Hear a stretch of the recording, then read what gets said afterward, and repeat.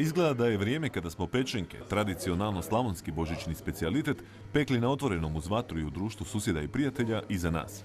Neki kažu da se tog običaja unatoč svemu neće odreći, dok velika većina polako taj odgovoran posao prepušta stručnjacima. Zadnjih godina nekoliko je privatnika koji su svoje znanje u spravljanju prave slavonske pečenke iskoristili i organizirali pečenje više komada istovremeno. Nešto hladnije vrijeme s pokojom pahuljom snijega ove godine oko Božića sigurno je i one prave tradicionaliste natjeralo da potraže pomoć i svoje pečenke ispeku u pekarama.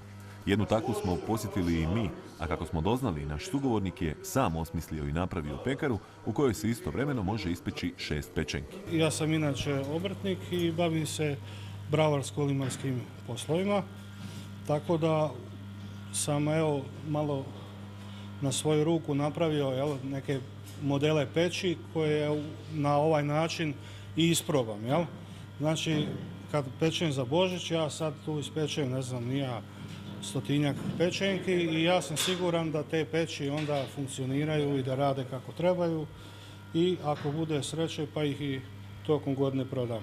Nije potrebno razmišljati o ražnju, soli i ostalim sitnicama, dodaje Nikola, jer o svemu misli on i njegovi pomagači, članovi obitelji i susjedi. Evo, već je moja supruga pripremila da pokaže šta ljudi donose nabijeno na kolac.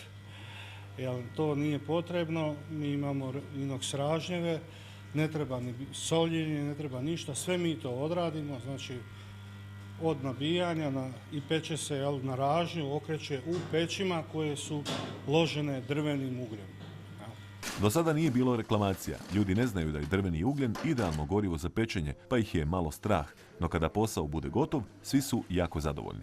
Da, peče se sve na termometre, znači svako prase bi trebalo biti jednako pečeno.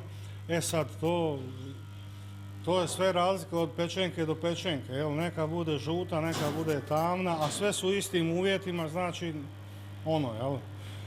nema puno komentara, svaka je pečena u biti.